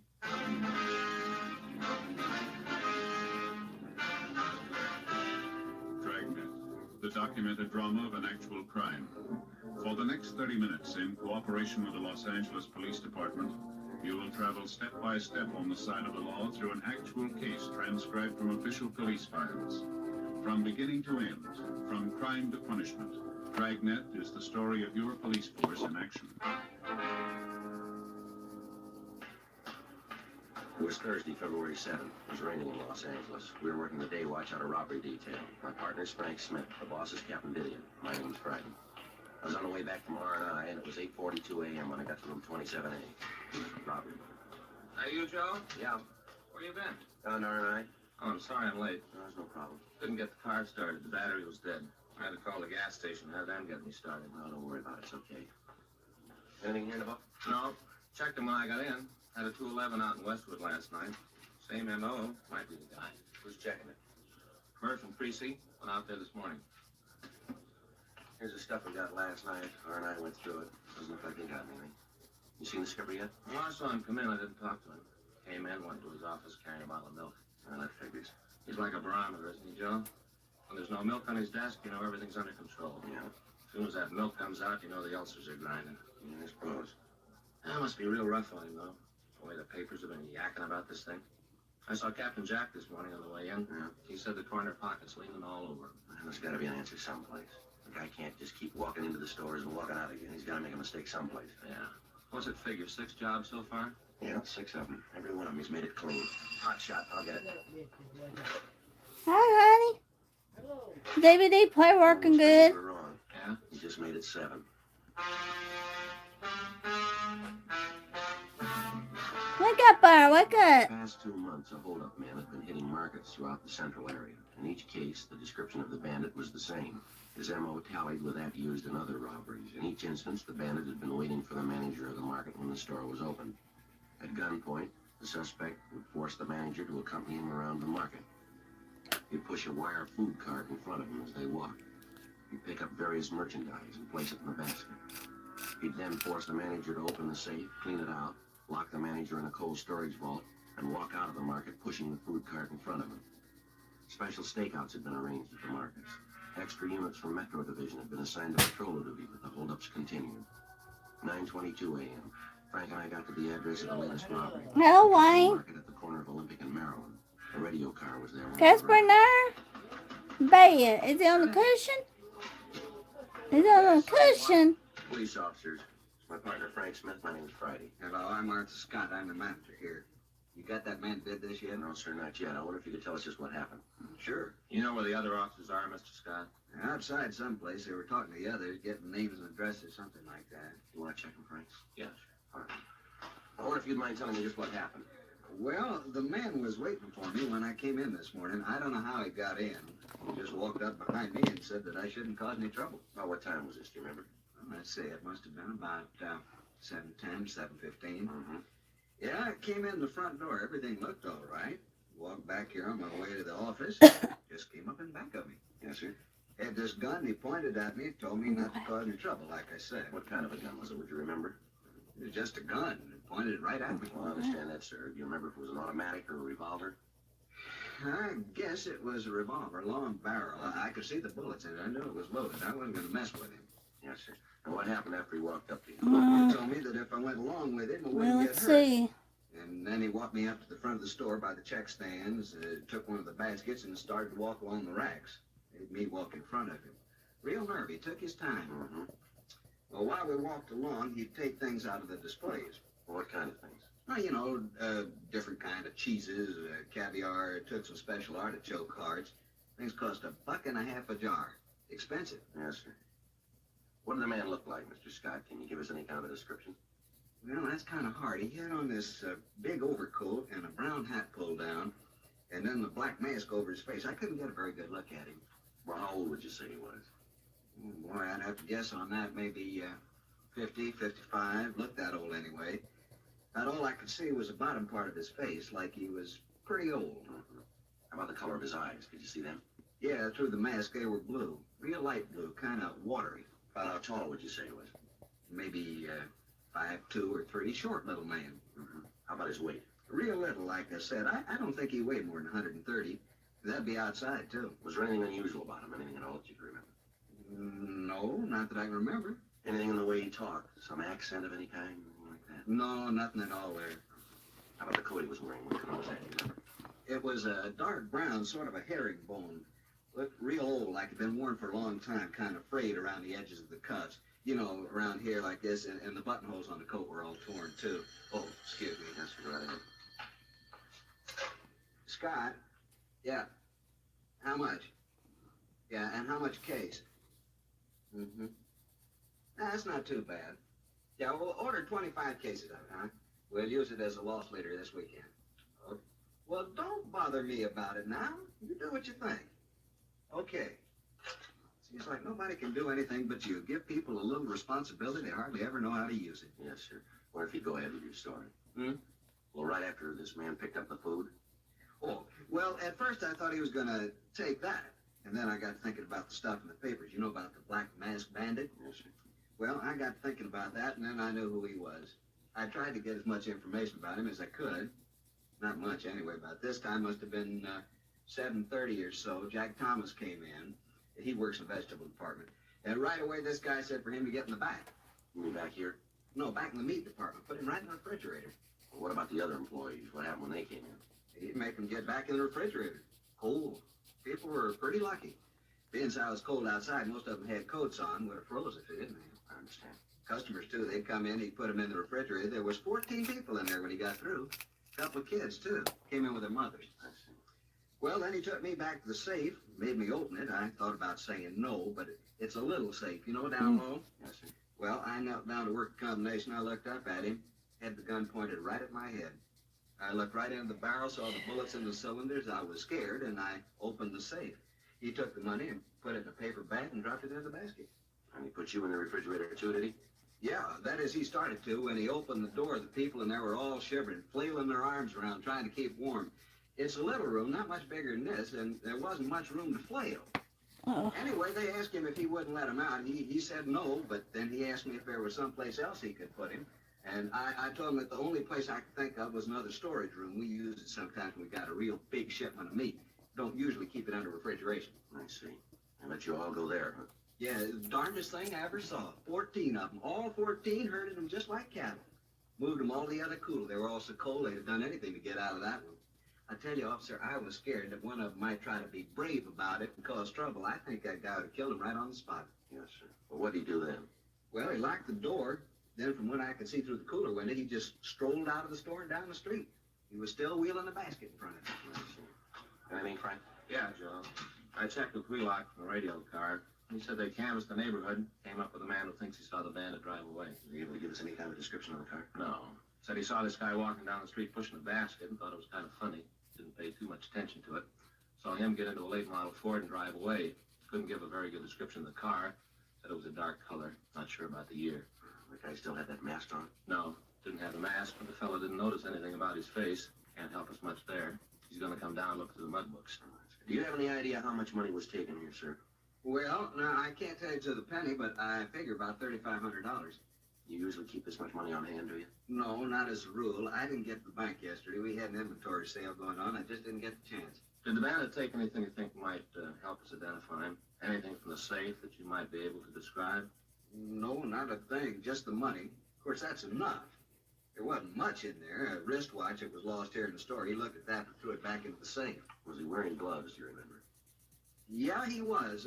Looked like pigskin, sort of a light tan. Oh, I know what you're thinking about, fingerprints. Although with those gloves, he wouldn't leave any. Yes. Say, officer. Yeah? You talked to the other officer that was here, the one in the car? Yes, sir, I did. Yeah, he was kind of in charge of the people in the icebox, took care of them. Was any of them hurt? No, sir. Some of them were pretty cold, but they were all right. Yeah, we keep that box turned way down to sub-zero. Yes, sir. I wonder if, as police officers, you'd mind talking to those folks. They're all good customers here. I'd hate to lose them to Frenchie's Fine Foods down the street. Where's that, sir? At Frenchie's Market just down the street. He's going to make a big thing out of this. By noontime, it'll be all over the neighborhood. Well, I'm sure none of your customers will blame you, sir. Well, no, officer, it ain't exactly that. That Frenchie's going to make a big reputation on my back. Well, Mr. Scott, markets have been held up before. Yeah, but not with our motto. What's that? We freeze anything.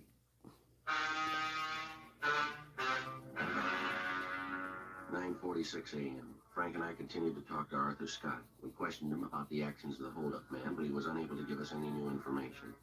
The crime lab came out and checked the store. The M.O. was the same. He'd entered through a rear window. Tool marks were found. Photographs were taken. No other physical evidence was found. 10:14 a.m. We drove back to the office and checked with Captain Didion. 3 other teams of men were assigned to help us in interviewing the people who had been locked up in the refrigerator. None of them could add anything to what we already knew. Because of the age of the bandit and the smoothness with which he operated, we had a hunch that he might have served some time in a state prison. Frank and I checked out a trip car and drove up to Folsom Penitentiary. We checked with Warden Hines and told him what we wanted. For the next 2 days, we checked the prison files. We got several possible leads, but when we got back to Los Angeles, none of them led anywhere. Tuesday, February 12th, 8:49 a.m. We checked with Captain Didion. Well, you come up with anything? No, not a thing, Skipper. We checked them all out. Nothing. How much longer you figure it's going to take you to come up with something we can use? We're doing everything we can. We've run down every lead. They all go nowhere. Yeah, I know. I've been telling the corner pocket that all month. Doesn't prove a thing, and they aren't buying it anymore. Well, Frank and I got an idea, Skipper. It's kind of wild, but might turn it.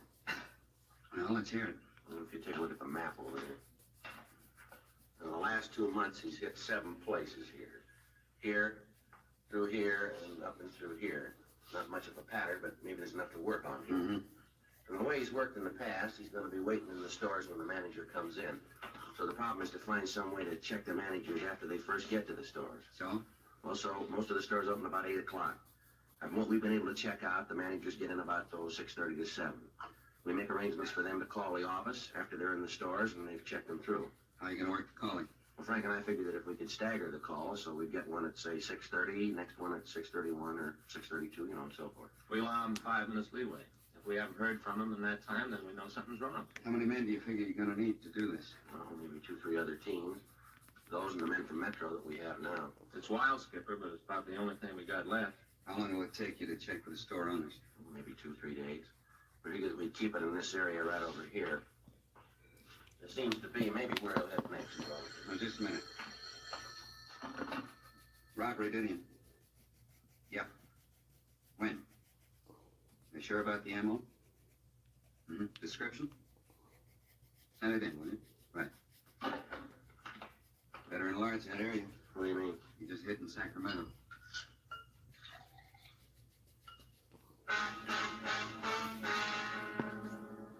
Tuesday, February 12th, 3:45 p.m. Frank and I talked on the phone to Fritz Kaminsky, chief of police in Sacramento. He told us that the market bandit went through the same sequence of events that had characterized his operations in Los Angeles.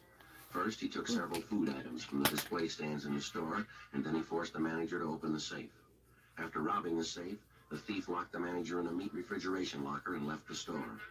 A witness in the neighborhood saw the suspect leave the store and said that he had escaped in a late-model dark Ford sedan. He was unable to give us much of a description of the man, but he said that he was elderly, small, and that he'd been dressed in a brown overcoat and a brown hat, and he wore a black mask. There could be little doubt that it was the same man who had been hitting the markets in the Southland. Wednesday, February 13th. Frank and I checked out a trip car and we drove up to Sacramento. We talked with the victim and with a witness.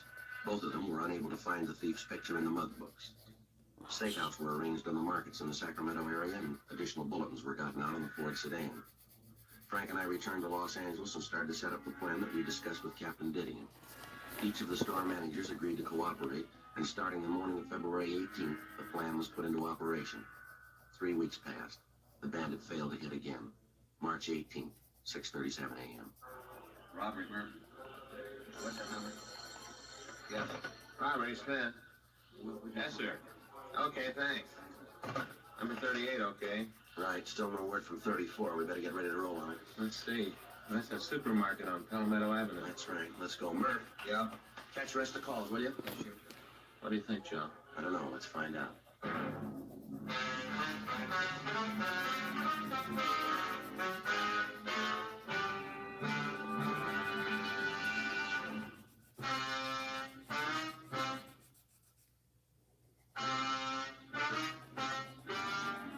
It took us a little over 5 minutes to get to the store on Palmetto. As we went by the place, we couldn't see anyone through the front windows. The store looked empty. Frank pulled the car into the parking lot next door to the store, and we walked around to the front. How about it? No, I can't see anything from here. You want to cover the back? Yeah. I'll give you time to get back there, then I'll go in the front. Right. Watch it.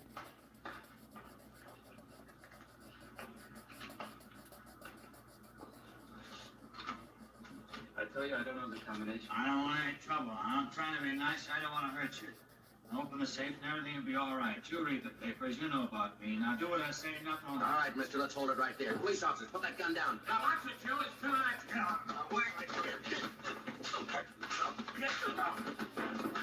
You okay, Joe? Yeah, I got him, Frank. We'll shave him down. Right. You got him? You got the gun? Yeah, we got him. I was sure scared there for a minute. I tried to think about how I was going to stall him long enough for you to get here. Yeah. He's clean, Joe. All right, come on, mister. Come on. What's your name? Clark. Leonard Clark. All right, let's go. You want me to go along with you? Yeah, well, why don't you make a crime report? Fine, I'll do anything to help try to rob me. Lousy deal. Might have known something was wrong the way that guy played it. Should have known. Yeah, sure. You figure me for the guy you're looking for? This black masked bandit the paper's been yakking about? That's the way we figure it. Too bad, fellas. You can't make me for it. Is that right? Yeah, you're looking for somebody else. You got the wrong man. How old are you, Clark? 52? Ever serve any big time? Sure, what's that prove? Well, the way you look, the way you work this one, even the mask, we made you for it. Only one thing. What's that? You gotta prove it.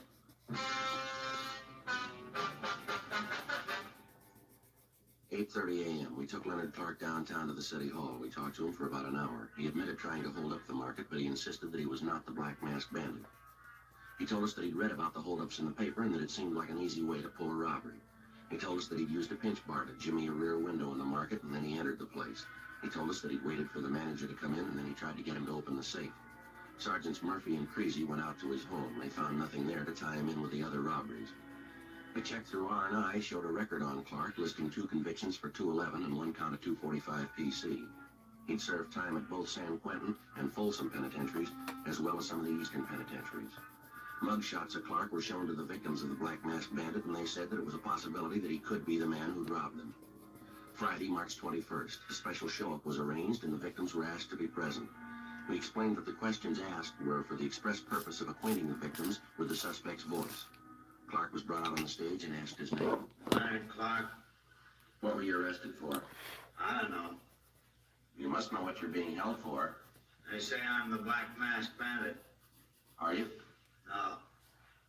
Were you armed when you were arrested? Huh? Were you armed when you were arrested? Yeah. What kind of weapon were you carrying? .38 revolver. Leonard, could you speak a little louder, please? .38 revolver. How long you been in jail? Since Tuesday. Where were you arrested? Market out on South Palmetto. It's a long street. Where on South Palmetto? 1721 South Palmetto. What were you doing there? Was arrested for trying to hold up the place. You ever done any big time? Yeah. I say, you ever done any big time? Yeah. Where? Get killed in Folsom. What'd you do the time for, Leonard? Which time? Let's take them in order. How about Clinton? 5 life for robbery. How about Folsom? Same thing. You owe any time now? Yeah, I'm on parole. Joe. Yeah. Ask him to turn around when the victims can't see him too good. All right. Leonard, take a quarter turn to your left. No, Leonard, to your left. All right. Now another quarter turn. Another quarter turn. Okay. Now another quarter turn. No, same way. Another quarter turn.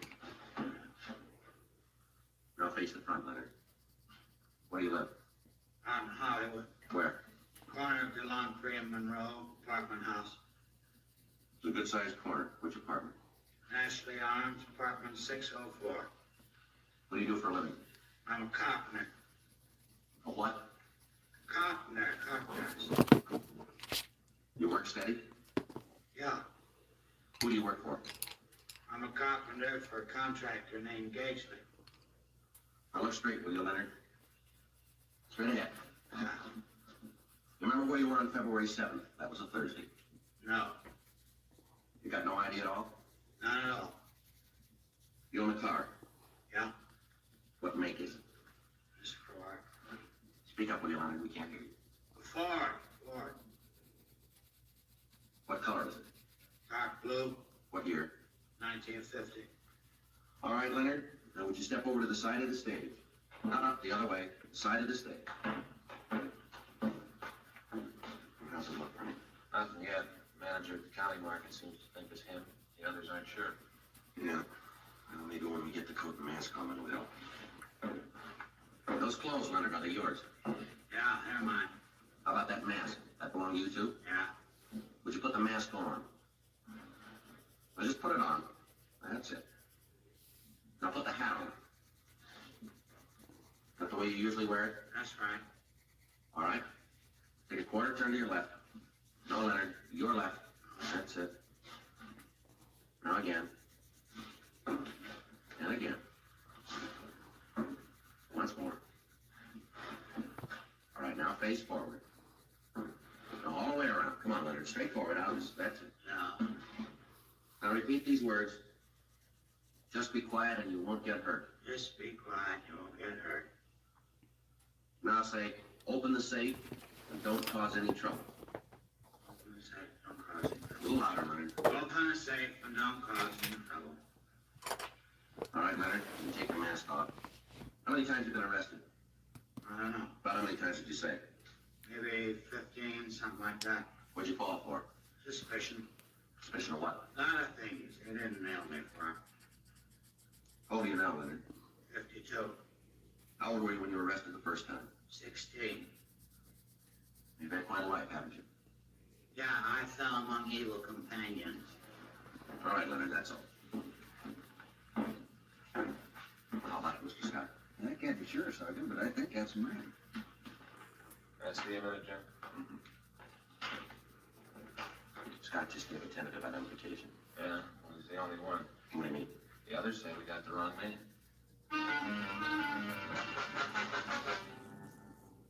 11:45 p.m.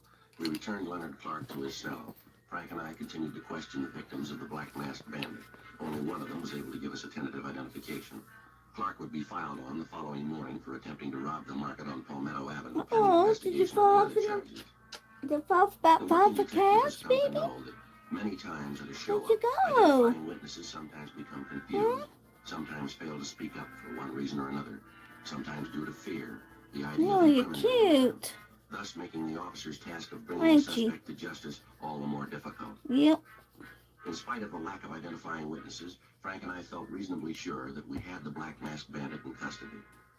The following morning, March 22nd, we checked into the office to fill out the follow-up forms. You know, Joe, I just can't figure it. He's got to be it. He's got the motive, the opportunity, everything. Yeah, MO matches. We got him on one count anyway. What happens now? I guess we just wait. If there aren't any more holdups, we know we got the right guy. It's about the only way you can do it. Anyway, you slice it, Clark's finished. The court gets through with him this time, they'll nail him for life. Yeah, I suppose so. He sure looks like the guy to me, though. I tell you, Joe, he's got to be. Everything fits with him, all the way down the line. That's what I figured, too. Friday, Smith? Yeah, Skipper. Call from Hollywood Division. Just had one at 3rd and Summer. Yeah, what about it? Black Masked Bandit. We haven't got him.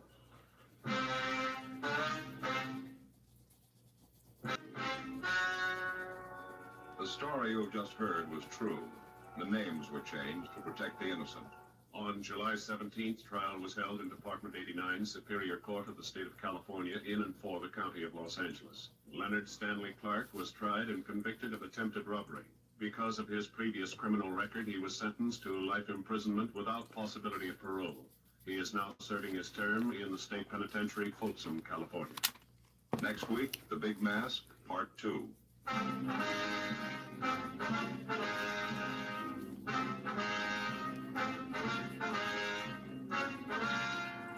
You have just heard Dragnet, a series of authentic cases from official files. Technical advice comes from the Office of Chief of Police W.H. Parker, Los Angeles Police Department. Technical advisors, Captain Jack Donahoe, Sergeant Marty Wynn, Sergeant Vance Brasher. Heard tonight were Ben Alexander, Whit Connor, Harry Bartell. Script by John Robinson. Music by Walter Schumann.